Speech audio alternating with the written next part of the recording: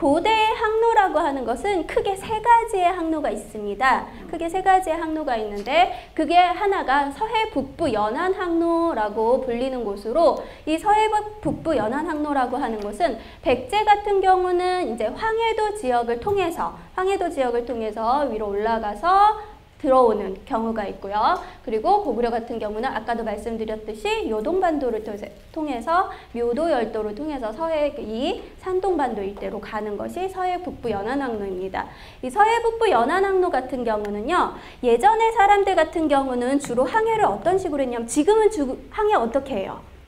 항법장치를 통해서 하죠. GPS를 통해서 가다 보면은 여기쯤에 가면 어떤 물체가 있을 거고 우리가 어느 쯤에 위치해 와 있고 뭐 위도가 얼마고 뭐 위도와 이런 것들 경도나 이런 것들 좌표를 다 할 수가 있잖아요. 근데 옛날 사람들은 그런 게 없죠. 옛날 사람들이 인공위성을 띄울 수 있는 것도 아니고 그죠? 그럼 어떻게 해야 되겠어요? 눈으로 보고 가야 돼요. 눈으로 보고 가야 하기 때문에 지금도 가까운 연안 항로를 따라서 배를 운영하시는 분들은 잘 아시겠지만 어떻게 해야 되냐면 눈으로 딱 보고 여기서부터 저기까지는 내가 갈 수 있겠다. 섬과 섬 사이의 거리를 측정을 해가면서 섬과 섬을 이어서 가는 형태라고 볼 수가 있습니다.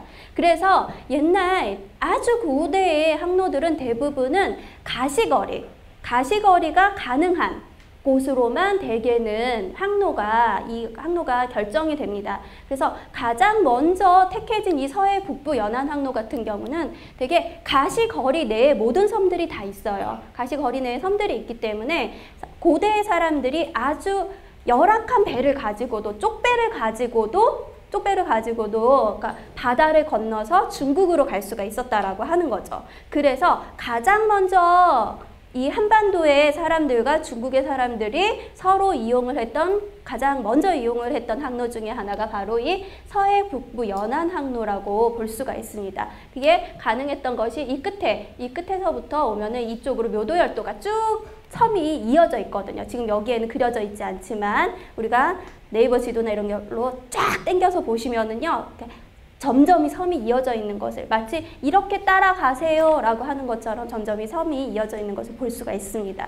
그리고 나서는 그 다음에 이용될 수 있었던 항로가 이 서해 중부 횡단항로입니다. 서해 중부 횡단항로는 황해도와 경기만 일대를 통해서 이루어지는 항로라고 볼 수가 있습니다.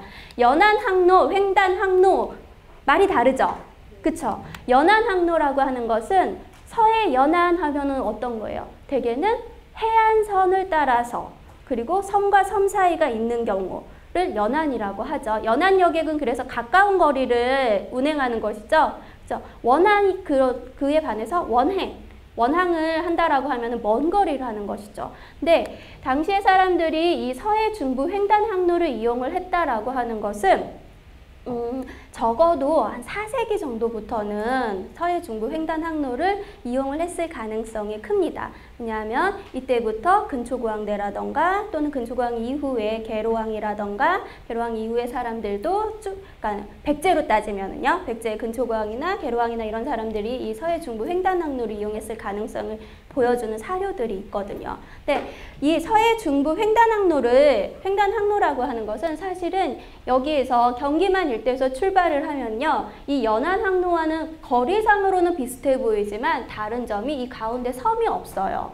섬이 없기 때문에 가시거리 내에 내가 만약에 난파당했을 때 어디로 어떻게 흘러갈지를 모르는 형태인 거죠. 그래서 이러한 항로가 가능하기 위해서는 그만큼 발달된 항해 기술이 있어야 해요. 또 한편으로는 이 마지막에 이 서해 남부 사단항로가 있죠. 남부 사단항로는 그러니까 사선으로 간다라고 하는 거죠. 이 사선으로 가는 것은 회하강 유역으로 들어가는 것을 얘기를 하거든요.